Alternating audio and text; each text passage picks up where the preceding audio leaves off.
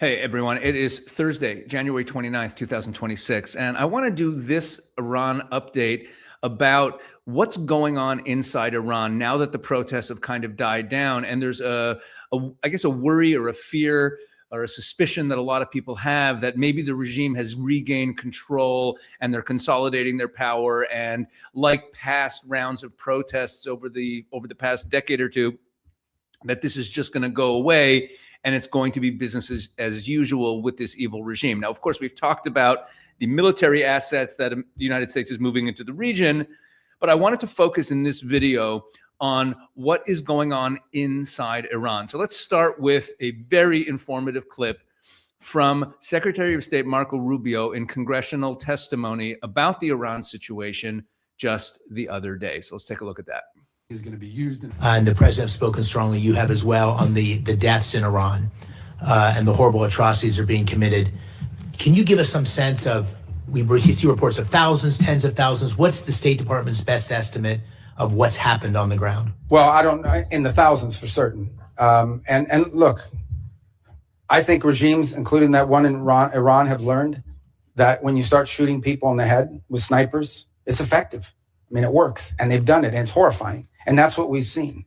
That regime is probably weaker than it has ever been. And the core problem they face, unlike the protests you saw in the past on some other topics, is that they don't have a way to address the core complaints of the protesters, which is that their economy is in collapse. And the reason why there's economies in collapse is because they spend all their money and all their resources building weapons and sponsoring terrorist groups around the world instead of reinvesting it back into their society. And as a result have taken on massive global sanctions, which has isolated their economy and their country.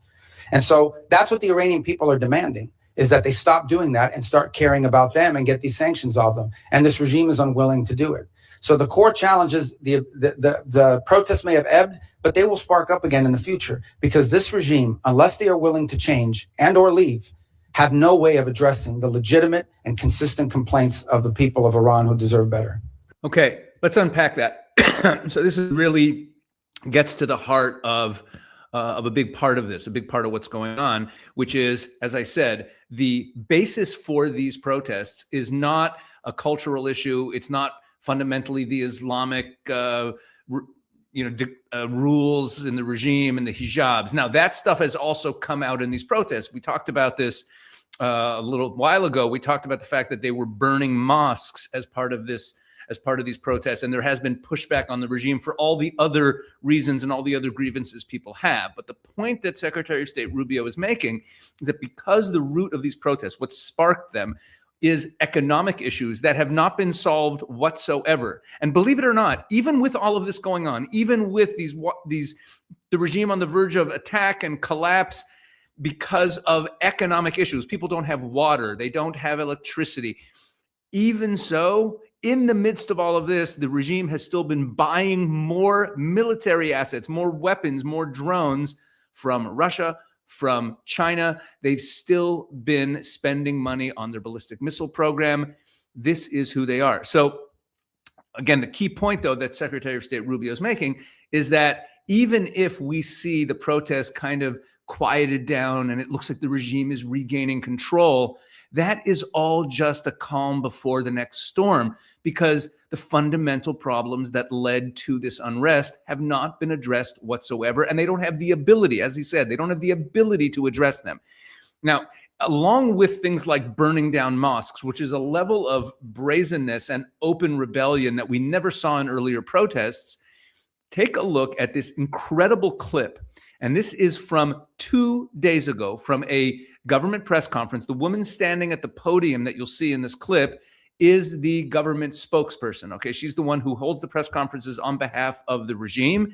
And the voice you are hearing is an Iranian journalist, a woman who's a journalist.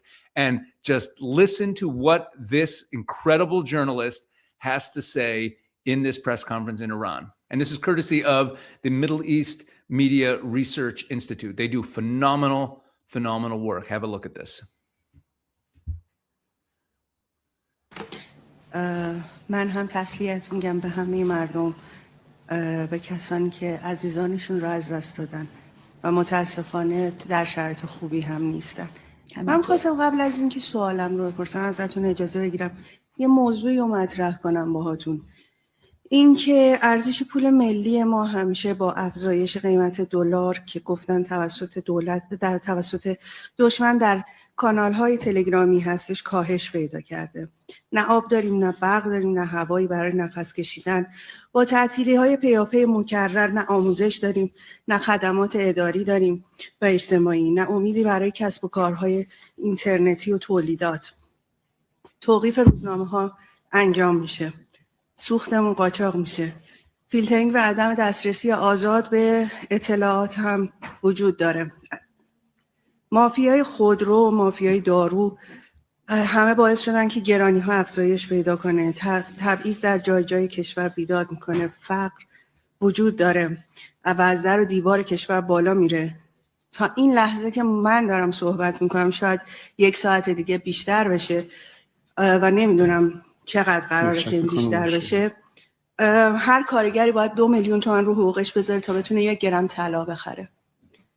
و حالا ما میگیم که دشمن اومده اعتراضات مردم کشور ما رو خراب کرده، جوی خون راه انداخته، قتل عام کرده. حتما کسی که به سوی جوانان ما، کودکان ما، زنان و مردان ما شلیک کرده دشمن این مرز و بومه. در این شکی نیست. اما در مقابل این وضعیت اسفناک مسئولان باز هم با وعده برخورد و حقیقتیابی در دولت 14 اون هم با چاشنی همدردی دارن کار رو پیش میبرن. تا این لحظه فقط عذرخواهی شد و همدردی. هیچ کدوم از مسئولین استعفا ندادن. هیچ کدوم. هر کشور دیگه ای بود بالاخره مسئولینش یا از شرم میمردن یا از سر غیرت خودکشی میکردن. اما این تشنگی همیشگی خدمت در مدیران ما که هیچ وقت هم سیراب نمیشه باعث شده که باز هم با همون وعده ها ما روبرو باشیم. من خواستم این رو مطرح کنم. سوال من این هست. با توجه به بیانیه‌تون رو خوندید. بله خوندم. مرسی که اجازه دادید. با توجه به این که به نظر میرسه تورم کنونی از دست دولت خارج شده، میخوام بپرسم که پیشبینی دولت از تورم سال آینده به ویژه بعد از اینکه عوارض 30% رو آقای ترامپ اعلام کردن چقدر خواهد شد و راهکار دولت برای کاهش تورم و مهار سرعت اون چی هست؟ خب خیلی متشکرم. اولا عرض بکنم که همونجور که قبلا هم گفتم امید مادر بشریته. امید رو ما میسازیم نه اجنبی. امید رو ما باید بسازیم. All right. So that was pretty astounding. I just want to recap what you saw so you appreciate how wild this is. This is the Islamic Republic of Iran, okay? And this is a journalist who is calling out the regime, talking about how they should have resigned in shame. She's talking about all the death, all the terrible suffering they've gone through.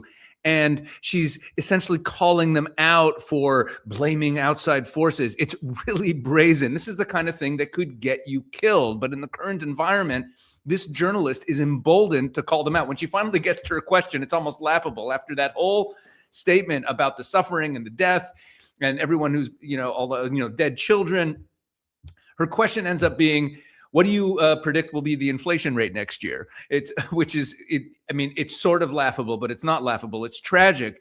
What she's doing with her question is brazenly pointing to the regime and saying, you are total failures. You are causing the deaths of your people.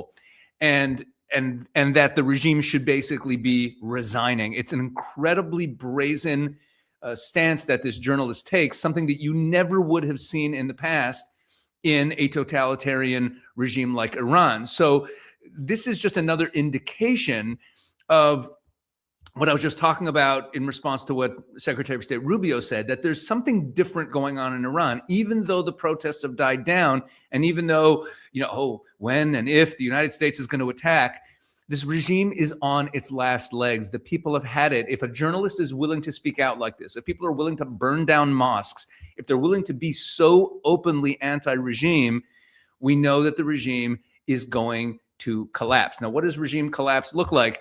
So it's interesting, there's been all this talk, all these rumors that the Iranian regime is trying to negotiate or wants to negotiate. President Trump has said this a few times. Oh, yeah, they want to negotiate. They want to negotiate. And to those who really want the regime to fall, which is, I think, almost everybody, we're kind of like, what are you negotiating exactly? Well, Axios published a story the other day that basically said what is under negotiation. What are the demands the United States is making on the regime if they actually want to negotiate? Take a look at this and you'll realize how it's not really much of a negotiation. So this is from the Axios story the other day.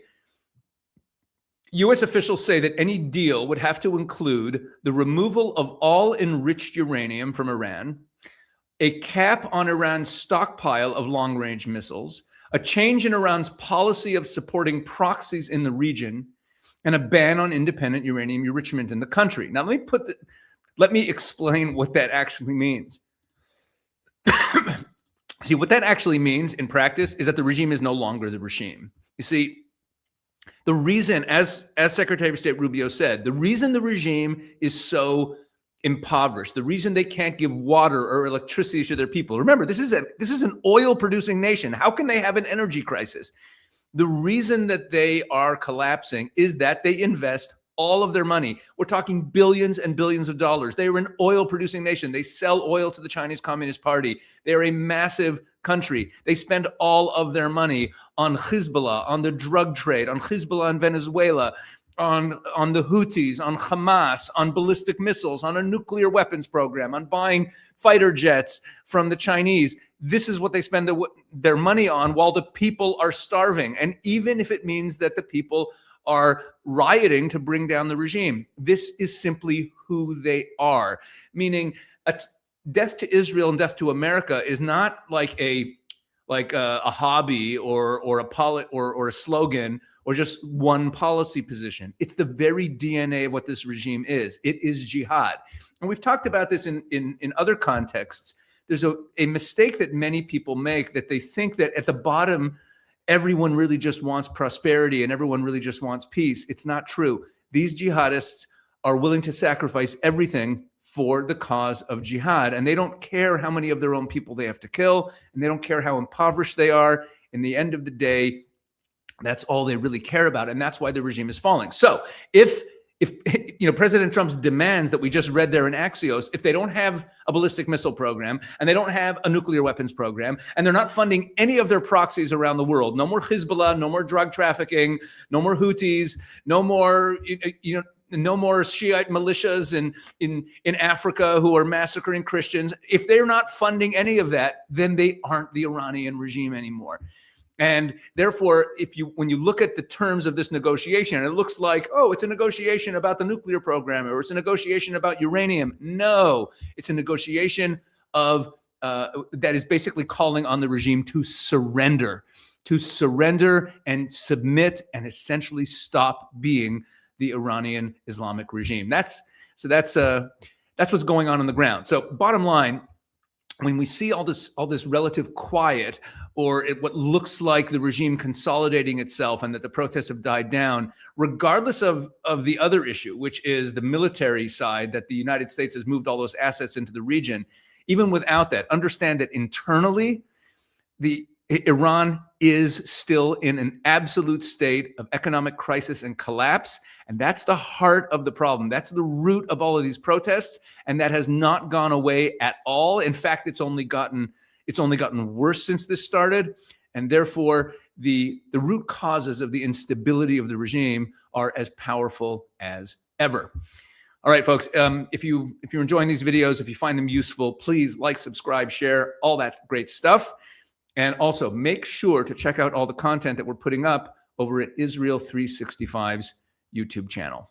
Thanks for watching.